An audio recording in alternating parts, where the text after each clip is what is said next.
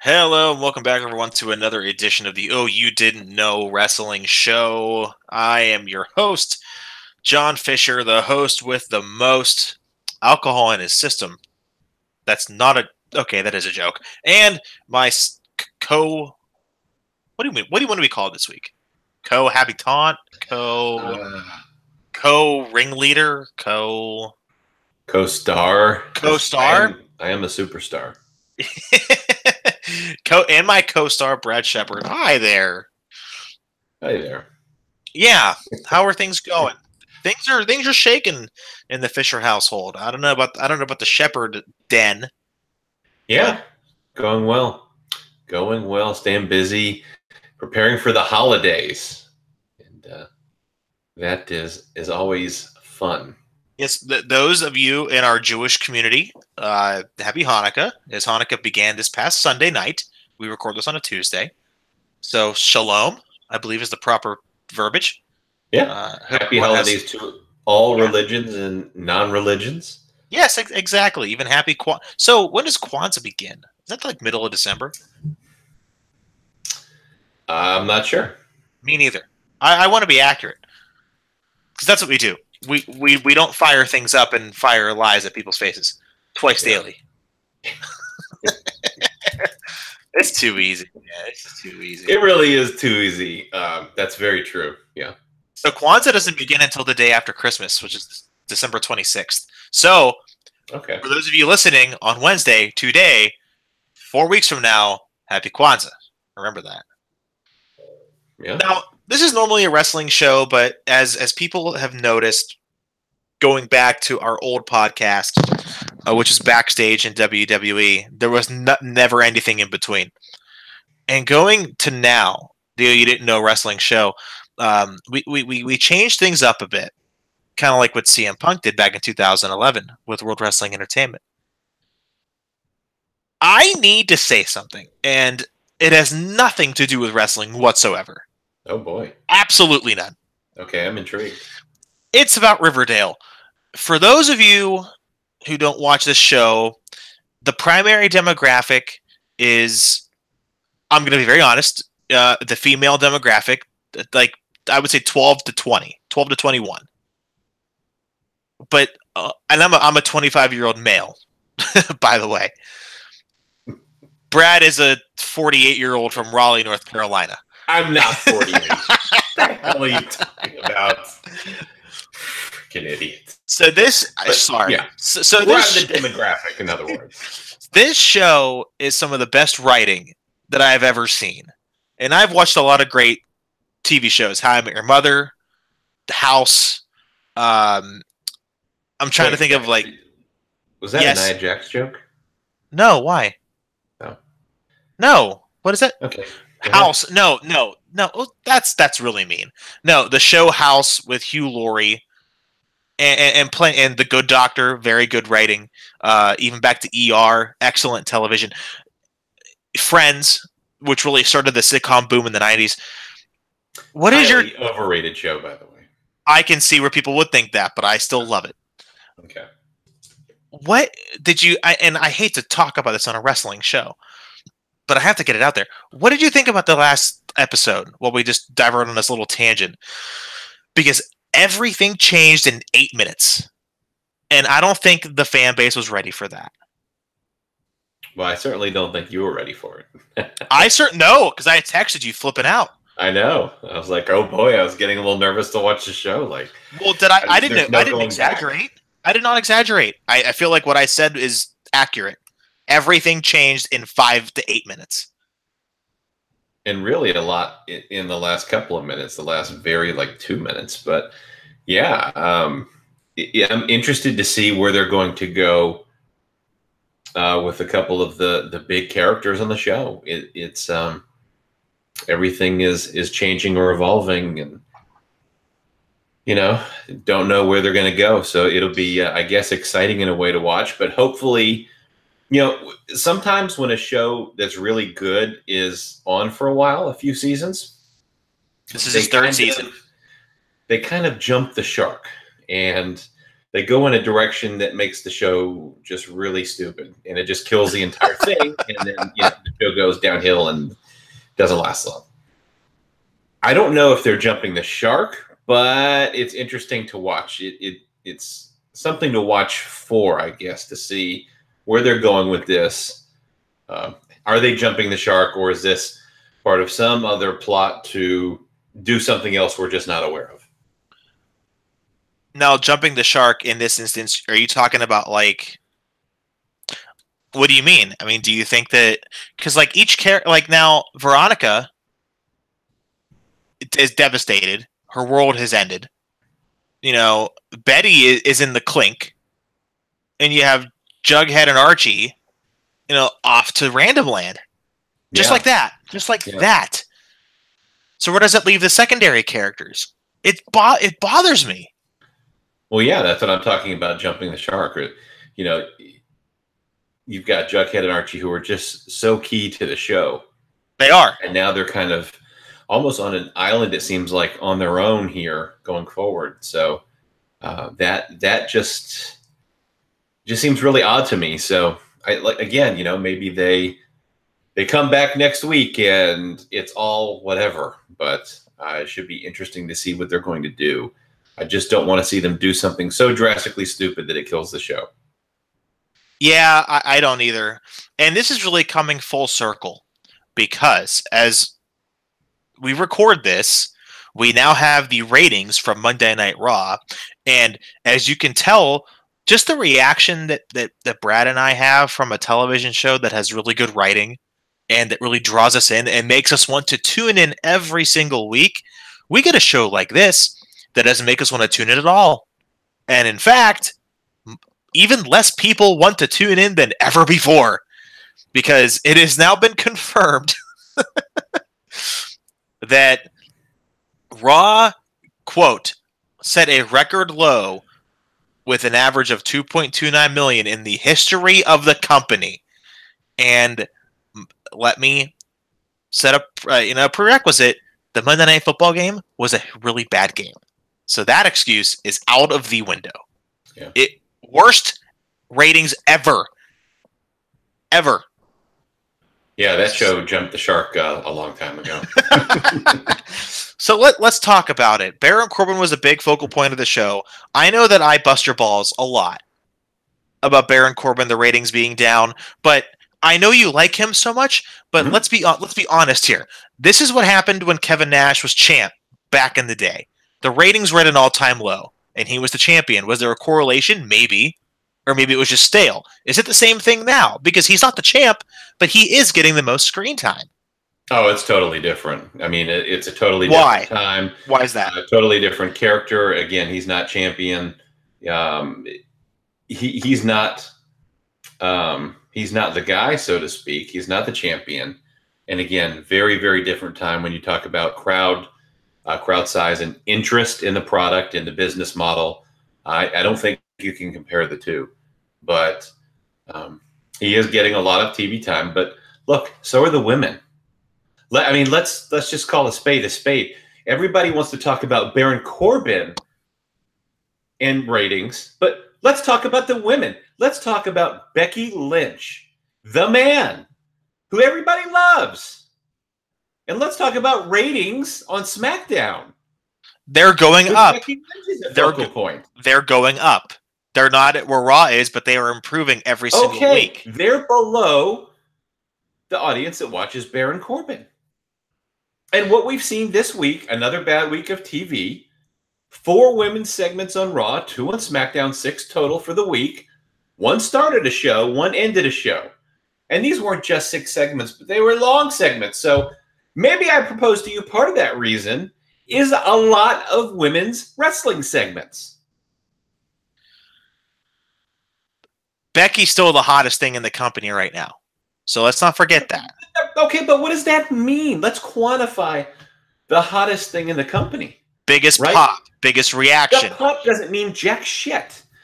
A pop is nothing. That means nothing. That's like a moral victory. That's what a pop is, a moral victory. A participation trophy. I want to see the draw. Is she drawing Is she topping the merchandise? If she's the man, if she's the hottest person, then she's got the most merch sales. Then she's bringing in the crowd. But she's not. SmackDown is empty. They're not coming to see Becky Lynch. It's half full. So let's just calm down the narrative that this kind of stuff with Becky and the women is great, but Baron Corbin is terrible. You can't have it both ways. It could also be on the other side of it, where it's the overall stigma is negative, to where maybe it doesn't matter what they put on. Because, and this is me saying this, I think Baron's doing a better job than he has in the past. He's certainly improving where he needed to improve. I can't take that away from him. Look, the bottom line is this. There's a lot of wrestling journalists that knock Baron Corbin in his work, right? Yeah. Even very recently. Yeah. And, you know, and I would submit to you that he is a pretty good all-around performer. He's improved a lot. He continues to improve. And he's handling the pressure of being in a very high-profile role on Raw well. And that's the way he's going to continue to grow, is to be put into that role, in that spotlight. And that's how he's going to continue to get better. But, I mean, there's plenty of people on that roster that, you know, he cuts a better promo than. And he's a unique character. That is true. And he's not bad in the ring. So let's just be honest here about the Corbin hate. He plays a good heel, and that's why people don't like him. Or he doesn't have 5-star matches, and that's why people don't like him. Nobody that's about 5-star matches outside of this niche hardcore audience. That is part of it, whether you want to admit it or not. It just is. What? It just is. People want to see 5-star matches all the time. I don't agree. Certain people want to see 5-star matches. I think it's starting to become a lot of the population. But then that niche audience, but the thing is about the niche audience, they are so wrapped up in those 2 to 3 shows a year that's what drives. See, great example is the Fandango dance and chant. That Fandango was a nothing until WrestleMania. What was that? 29, I think, in New York. All of a sudden, everyone blows up about him because the guys and gals from London are doing the Fandango dance. He was a household name, and not just at the, like a New York or a Chicago or a LA or wherever, at just random house shows. So it is the hardcore audience having a really big impact on these casual fans, because they see these guys or girls and they're thinking, well, this guy or girl, this wrestler must be great, or this match didn't have a good work rate, or whatever the hell. So I think more so than before, that is having a different aspect to it. The worst thing WWE can do is cater to these fans as much as they do. There's a fine line that they can draw. Well, yeah, maybe they don't have to push a Leo Rush versus Adam Cole 2 out of 3 falls match, but they can still give us, I think Drew and I don't know if you'll agree with this, McIntyre and Finn Balor could have a really good match if they're given time and a story to tell, with result being what it should be. But they probably won't, because that's just how Vince is. But he'll give Bobby Lashley 15 minutes with, ex-idiot number 10. It's just how the decision has to be. The best matches in the company, as a rule, are on 205 Live. Nobody gives a damn about that show, and nobody watches that damn show. That tells you all you need to know. But there are talented performers on that show, but they belong there. Buddy Murphy's a good wrestler. Are there talented performers in that show? Buddy Murphy, in my opinion, was a part of a really good tag team. Because Blake and Murphy, they did well. Okay. A talented performer is not someone who is just a good in-ring worker, because the fights are fake. This is a TV show. It's entertainment. Okay. A good performer is someone who can entertain you, not just by in-ring work, but they cut a good promo. It's their body language and their facial expression expressions and their character. There's so many more elements to it other than in-ring work, and there's this niche audience of hardcore fans that are so hyper-focused on in-ring work in 5-star matches. It's like a ballet performance. It's Cirque du Soleil, and I absolutely hate it. That's not why I watch wrestling. Sure, a good match adds to the presentation. That's the icing on the cake. But it doesn't really matter. And I don't want to see 30-minute, 5-star matches with 20 kickouts and 20 Cirque du Soleil spots and 15 super kicks. I mean, I don't want to see that. And, there's a small part of the audience, obviously, that does.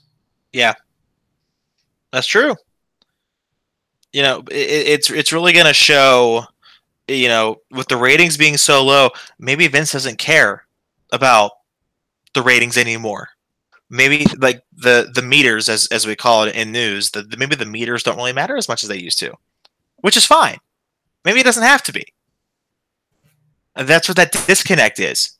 And I think there's a problem. They're not grasping that casual audience. The Raw has a guy that could be so popular with the fans that it makes me sick. And that man's Elias. The worldwide appeal he received in such a little amount of time is really hard to find. But you put him in meaningless BS that doesn't matter. Why? Why does that have to happen? He could be champ. He has a body, a look, a mic skill ability, and he can wrestle too.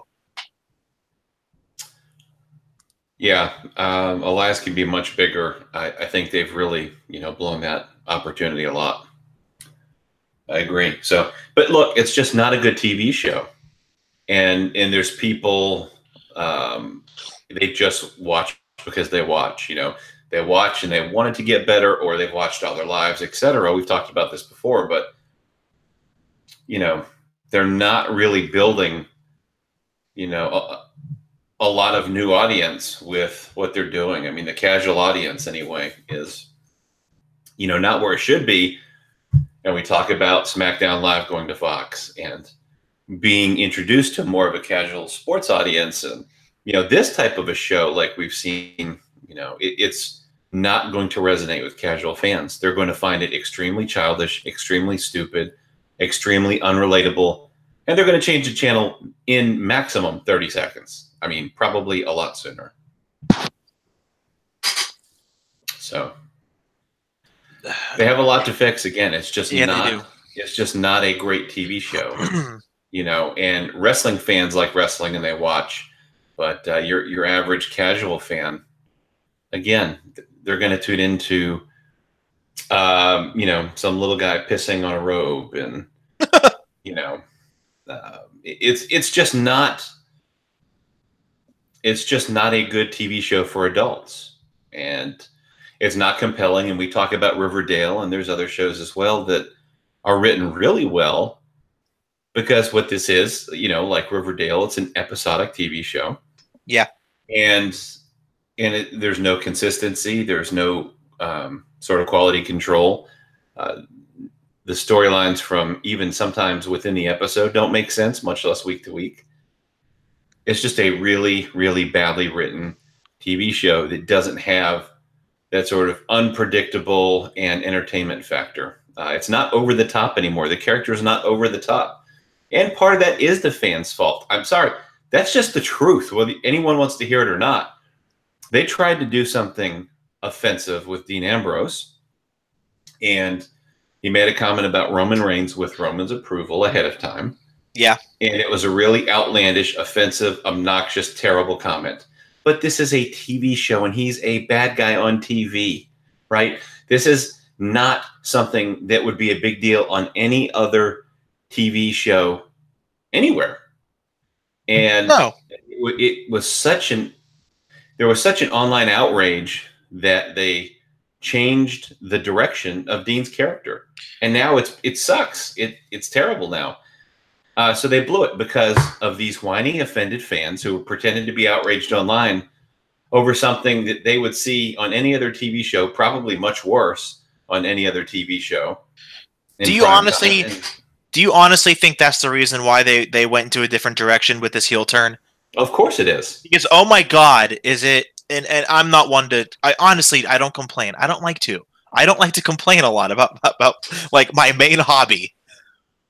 But the only thing that really came out of it was his diversity to take chicken shit and turn it into chicken salad, or adding like a siren to his intro music, which is a nice little touch, or having people with gas masks come out. I'm like, okay, at least that's something different. I didn't expect any of that. But the whole premise of just like people are dirty, how clever. And I really do hope that Dean didn't come up with this on his own, because that, like, just watching his stuff in the indies, he is so much more creative than that. Just as an artist, as a mind, not as someone who is disgusted and needs to get shots. Screw off. It's stupid. Yeah, it's completely stupid.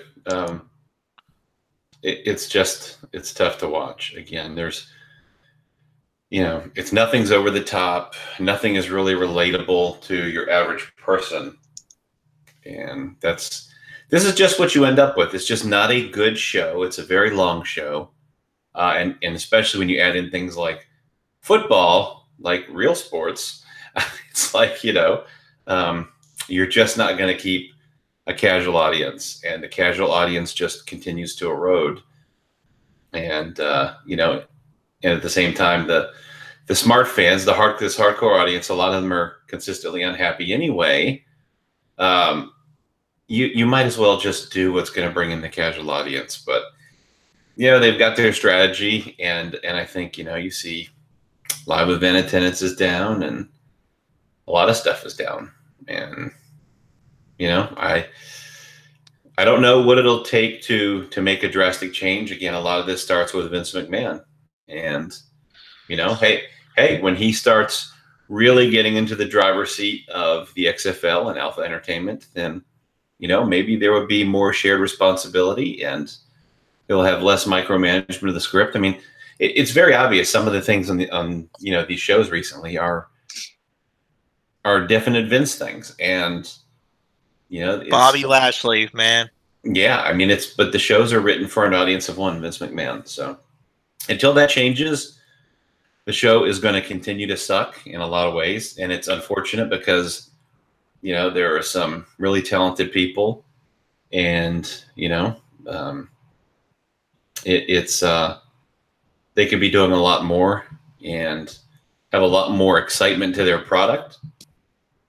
And of course, at the same time, we talk about the TV product itself, which I think is at an all-time low. I really do. I really do believe, and I've watched, as you know, for a long time, dating back to the mid-80s. 100 years. Yeah, 100 years minimum, maybe 200. But this is the worst, I believe, for me, that it's ever been. From an entertainment, even worse than the lull in 2010 into 2011. That was bad. When R-Truth was in the main event against John Cena. This is. Hey, at least they had a real life sort of heat. When Ron went to TNA, they had some sort of a run in. So, but yeah, I do think so. It's just really bad right now. That's wild, man. Your average viewer is kind of an old guy, and you continue to write the show for kids or, whatever. So it's just very confusing. It's just not a good show, and I guess that's that. But, as long as Vince is approving the script and micromanaging the show, as long as business is good, the stock price is up, it's not going to change. Because I mean, right now, the business is as good as it's ever been, right? So I agree. From a business standpoint, because there's a lot more to the business than 2 TV shows a week, right? So from a straight business standpoint, they're doing as good as they've ever done. But at the same time, their TV show is the worst it's ever been. What's the tipping point?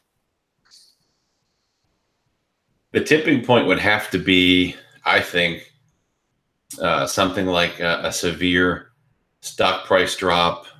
And again, that's really going to be difficult to do with with viewership on the TV shows. It could be a tipping point when they go to Fox. Fox has high expectations. Fox is going to give them the attention and the promotion, but they're going to expect delivery on results. And so if they can't deliver, then maybe that's a tipping point. So we'll see. But there's not a lot of tipping points because they're the monopoly, right? I mean, you can say what you want. Yes, there's an ROH, and yes, they've got Sinclair behind them. It means nothing. It means absolutely nothing. Sinclair doesn't even want to be in the wrestling business. It's obvious. They haven't done jack shit with ROH ever. I mean, it's a very, very poor product from an entertainment and TV show standpoint. It's a terrible episodic TV show, and they've really done nothing special for many years to try and really grow. I mean, they're very minor league. And so you look at Impact, what have they done? Sure, they say the show is getting better, but Impact is Impact. That's not happening. It's just, it doesn't matter. They are the big dog, the WWE, and that is just extremely, extremely unlikely to ever change. They're mainstream, and they're almost kind of like Coke and Pepsi in a way, and those type of brands. They have kind of integrated into society a bit, and they're just too big. And so, they're here to stay, and and they don't really have that motivation to create a great TV product because there's no competition, and they're doing so successful on the business end that, it's kind of like, what does it matter anyway? There's a really interesting, and I'm really glad you brought that up. There is a really interesting article that David Bixenspan, who writes for Deadspin.com, I used to work with him at Bleacher Report way back in the day, and he talked about, and his headline for this article was, and I quote, "WWE is preparing for global domination, and everyone is finally noticing." So this was mainly an article, and if you want the link, tweet at me at John Fisher TV. I'll send it to you. This is mainly talking about, WWE's really big surge into the UK scene in the last year or so. And I'm going to read you guys a brief, about a paragraph, just to summarize it. And here it is. In short, WWE has effectively removed dozens of wrestlers from the UK independent scene in one stroke. These are wrestlers that numerous promotions had come to rely on as draws, in large part due to their increased exposure on WWE programming and in the larger indies. If WWE wants, they can also now shut down some of those larger indies whenever they wish. And they are now admittedly making an effort to sign as many wrestlers as possible with no real care or plan for if those wrestlers ever end up on the rosters that are actually profitable for the company at large. If this sounds like a monopoly play, that's because it is one. No, long and short, what they're doing is they're signing all of these UK wrestlers, putting these very small copyrights in their contract, saying that they can work these dates, but not against those promotions. You can't work against any of those promotions, screwing them. And some of these guys, if not most of them, they will never ever touch the main roster. So where's the money? Look, I have been talking about this for almost 3 years. Check my Twitter account at @TheBradShepherd. I literally have tweets from the beginning of 2016 talking about Good Guy Paul and the modern taking over of the territories. I have been talking about this for almost 3 goddamn years. This isn't a secret, pal. Use your brain. It's right in front of you. They've done a great job of manipulating the marks and getting, these hardcore fans to believe Paul is the savior. Good Guy Paul, with his NXT. And what they're doing is a modern taking over of the territories. It's exactly what they're doing. It's not a good thing. It's WWE monopolizing the industry, period. Yeah. Is it a smart business move? Yes, of course. That's what they should be doing. But don't be led to believe that it's, that the Walmart swallowing up the mom and pop shop is just this wonderful thing for everybody. It's not. Yeah, it's Starbucks, Dunkin', Target, Walmart, your local grocery store food chains. Like in the Eastern Seaboard, it's Giant Eagle, it's Food Lion, Publix, you know, and you have these really big ones like Whole Foods. That's a huge one. Amazon, Google, Apple. They want to be the Apple or Google of professional wrestling. Sports entertainment. Stephanie McMahon said in an interview that they think they can take over the world. That was a shoot. You know, that wasn't kayfabe. She believes it because her dad believes it. And what daddy says goes. And that now accounts for Triple H. Yep. Yeah. Yeah, it's you know, not a surprise to me. So what can you say? It really does go to show. And now, how much do you think the writers, like a Vince Russo or a Bruce Pritchard or a Brian Gewirtz, really affected what was on television? Because really, ever since any of those three were there, I mean, you know, look at it at face value. It's been down, dead, horrible.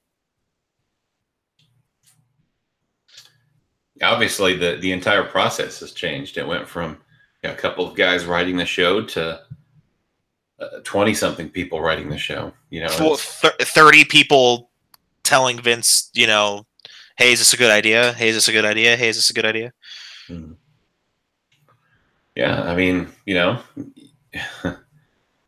it's a totally different time, and I think there's a lot of advantages to having just a few people that are really trusted write the show, but yeah, they don't want to do that anymore. Vince doesn't want to do that.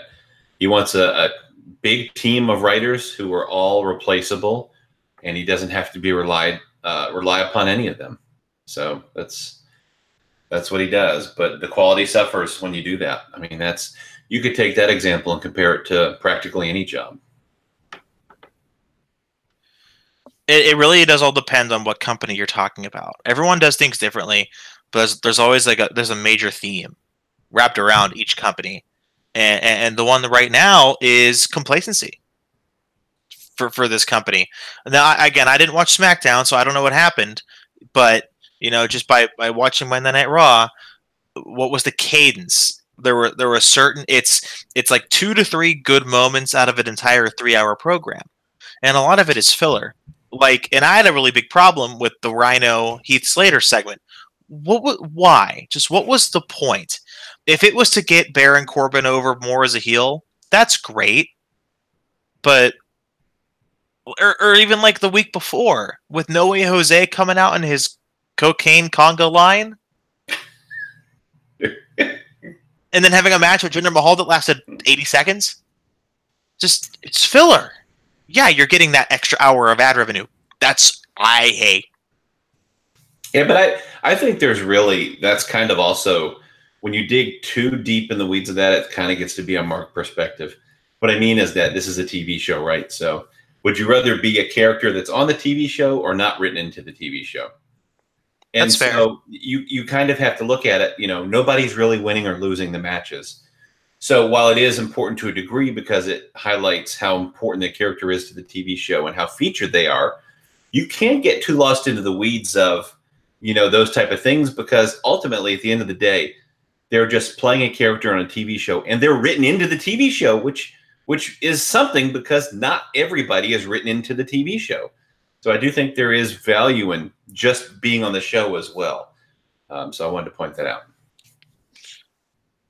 If there's anything, how do you think this Corbin angle is going to come to a head? Because it's been very long since we've had a general manager that has done what he's done. Now, I think he's a dumbass because why hasn't he just booked himself into a title match and have himself win in a 5-on-1 handicap match? Yes, that's obviously a flaw in the storytelling. I completely agree. Oh, I was being semi-sarcastic, but you agree? I do. I think they hurt the character when they don't do something like that. Absolutely. That's all I've been waiting for because if he's just in looking at his character on TV, What leads you to believe that he would not want to do something like that? I mean, None. right. I mean, that would be what his character would do, only he hasn't. So it's, just another hole in their storytelling. And do you think a lot of it has to do with the title being gone?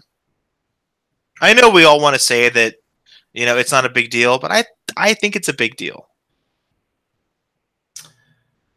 That's part of it. I mean,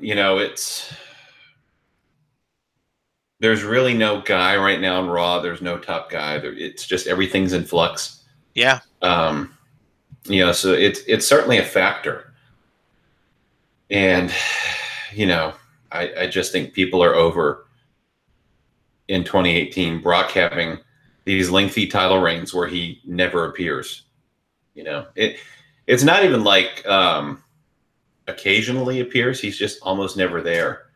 And, I think there was some good mystique like in the 80s with Hulk Hogan and, those type of things with that. But we're in a time now where, the TV is a lot more prevalent and, there's a lot more TV shows and there's a lot more exposure. But yet at the same time, we still don't have that with Brock comparable to 2018.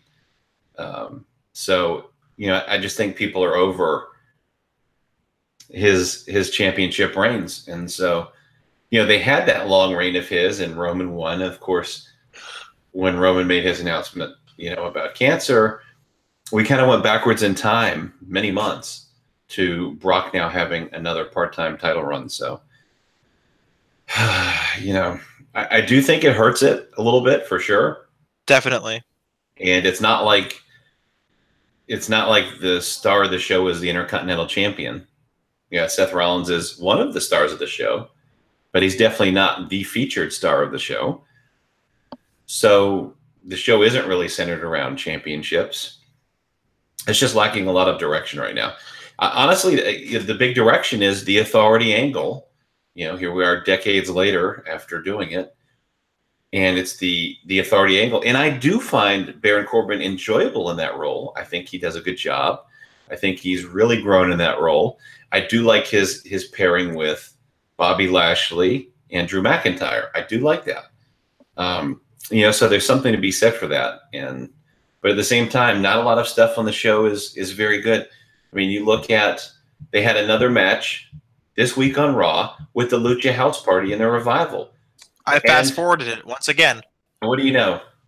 Lucha House Party defeated Scott Dawson in a 3-on-1 handicap match. It's like, I don't know what audience really finds that segment enjoyable. I don't know. I don't know either.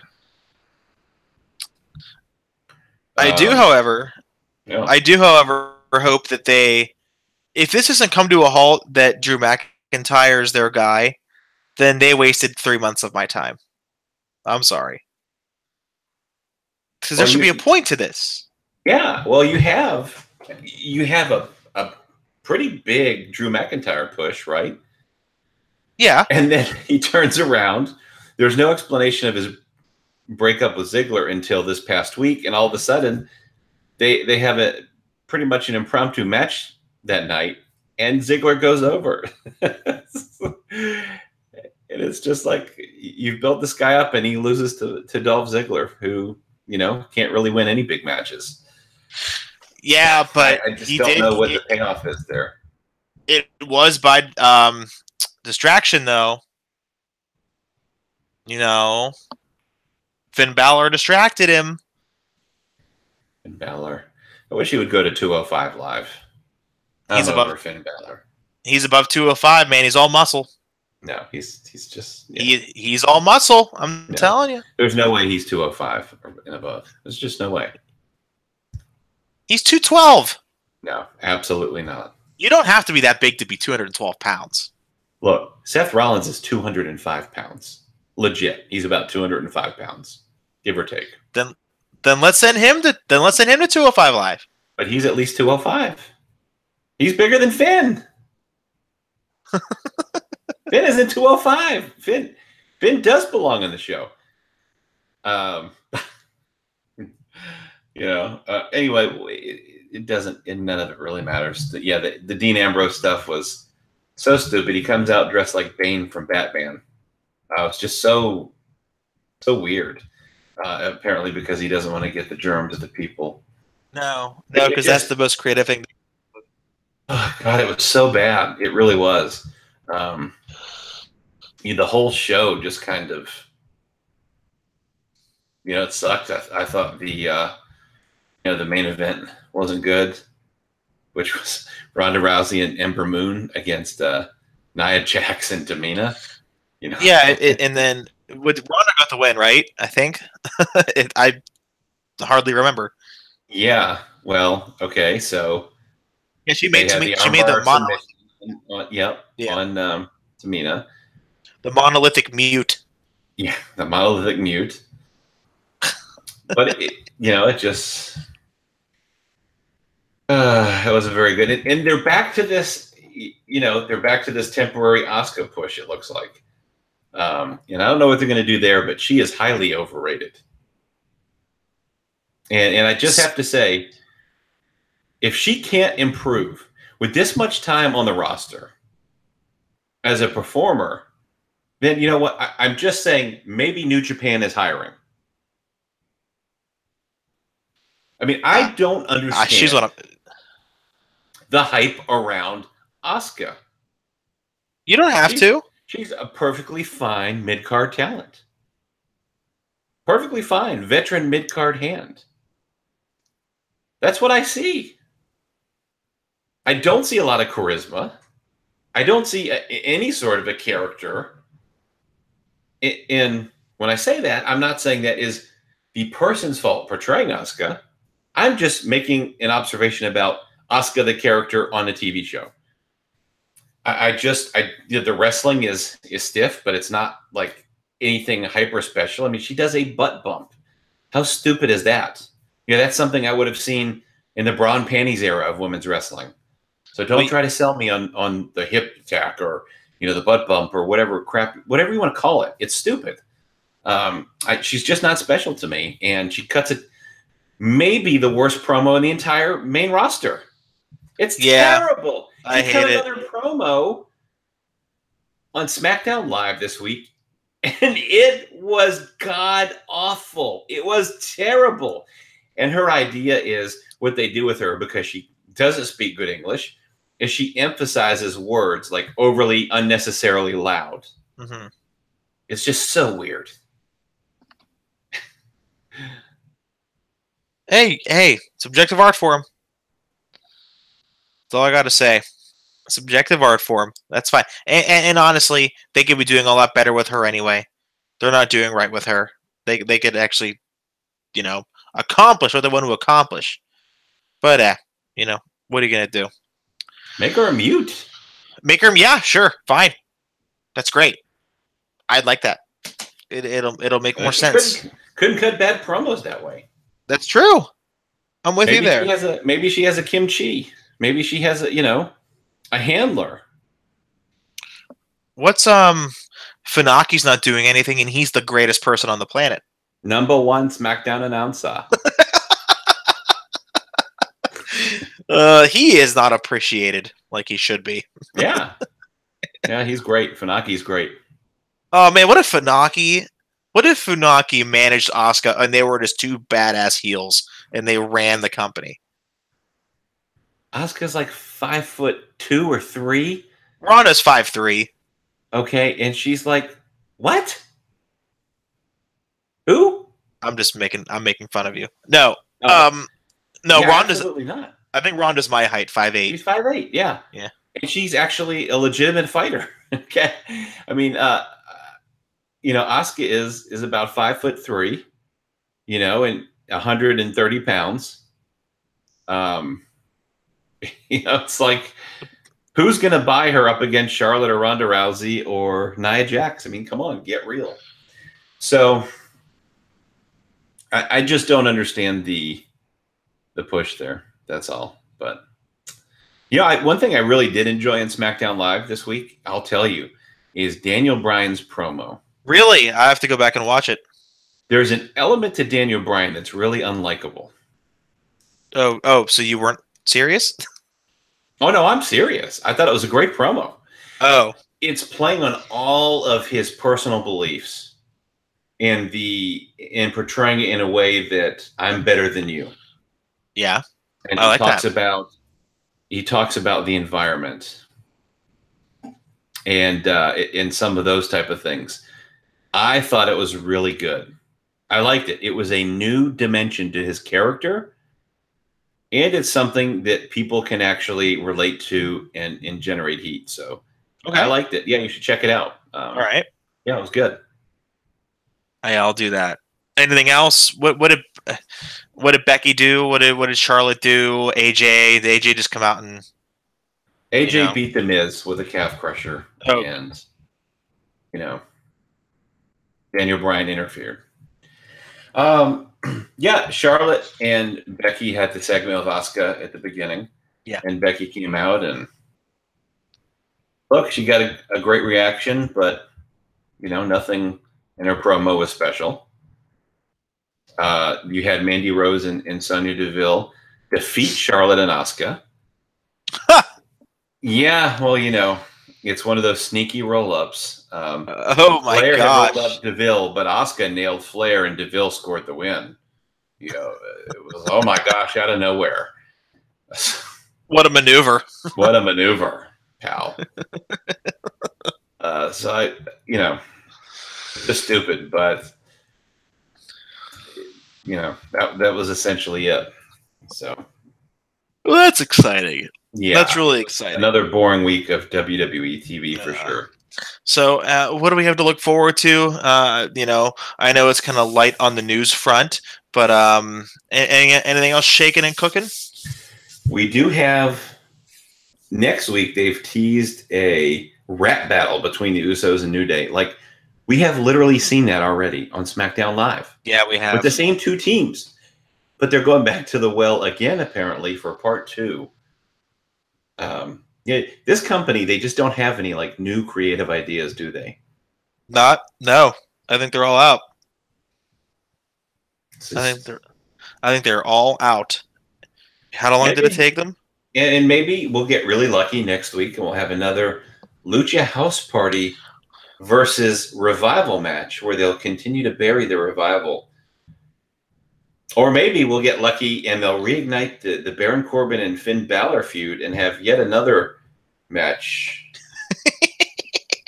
And look, they have good matches. I enjoy it, but it's like I say, you watch a good Broadway play and enjoy it, but after 15 times, it gets a little fucking boring. So, yeah, that's the truth. But that's where we're at. Them's be the days. As an extension to the wrestling world, I hear you have some XFL news. Well, the XFL is doing their press conference or announcement of the XFL teams. And that is tomorrow as we record this on Tuesday, December 5th, Wednesday. They're going to make the announcement of the 8 teams and the venues they'll be playing in.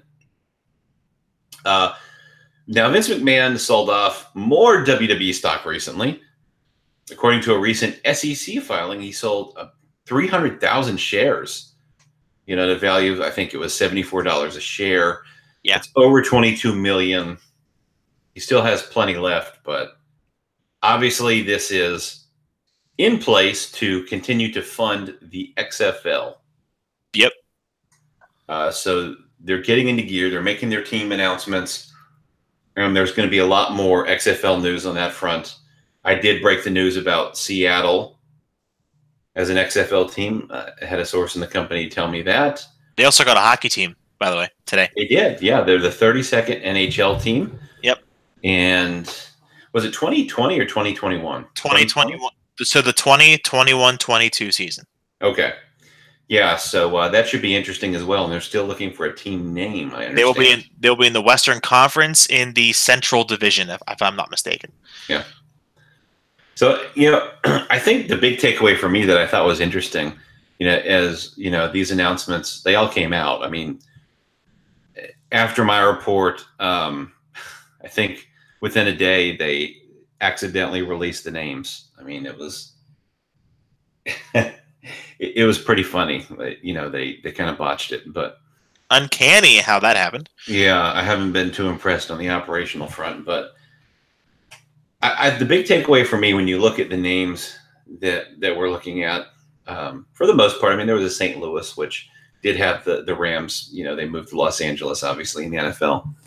But a lot of these cities, you know, Houston, Dallas, New York, they're NFL team. They're NFL Seattle, locations. They're NFL locations, right? And you remember, of course, Vince originally said, "Hey, we're not in competition with the NFL."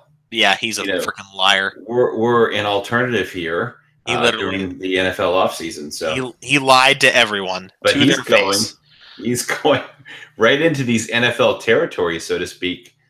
And I'm finding it very, very interesting because is he taking the calculation that they can draw all of the NFL market business in the offseason to the XFL? Is that why he's going into these NFL markets? It's a fascinating situation. I'm very interested to see how it's going to play out. But, yeah, they have their work cut out for them for sure. So we'll see what happens. But I'm excited about it. Look, I'm a big football fan. Me too. And I really, really hope that the XFL does really well. Yeah, I sincerely do. So we'll see what happens. But they have a tough road ahead for sure. Yeah, they do. And as Dean and I were talking at work, which, by the way, once again, that damn ironclad contract, he got off this week. Seems like he's doing whatever he wants. Might have to get the best lawyer that I know, one that preferably is so good that he was able to help make sure that he wasn't convicted of murder. Who's Vince's lawyer? Jerry McDevitt. That's it. Well, he got Jimmy Snuka off clean. Maybe he can get this ironclad contract out of our hands. I know that made you happy, knowing that, right? Mm-hmm. Yeah.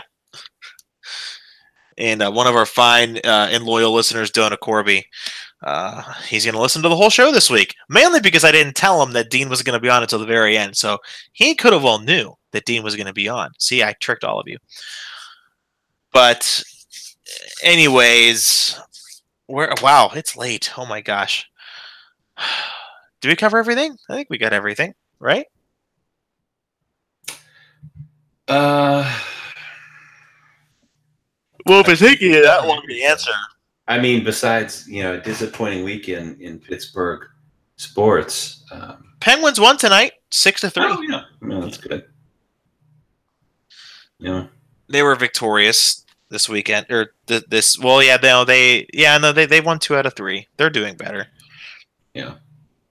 Good God, does Roethlisberger need to retire? Holy crap! The part that was, and this is so off topic. Oh, you didn't know football show.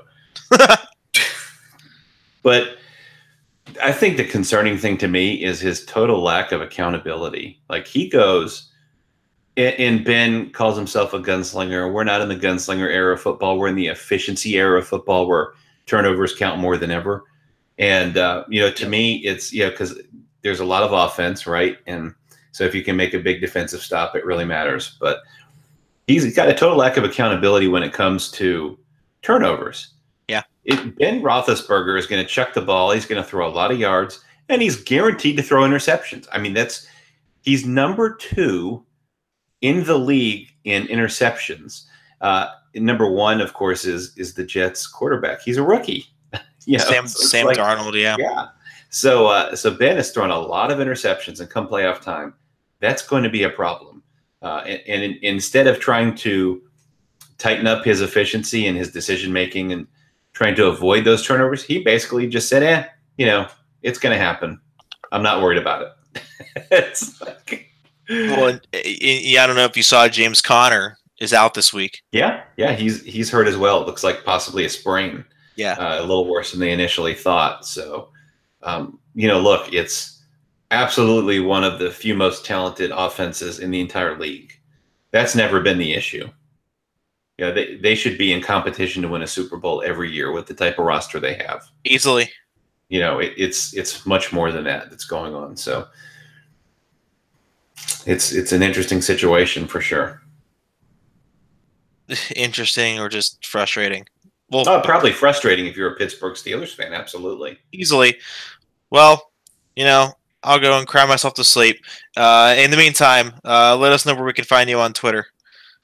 At the Brad Shepard. I will be making my sports return very soon, so look out for that. Also, all of my wrestling hot takes, all the stuff about our podcast at the Brad Shepard, SHEPARD. A new sports return, you say? Interesting.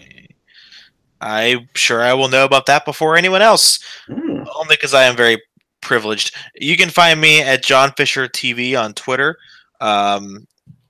I don't write so much anymore, so I'll see you on there.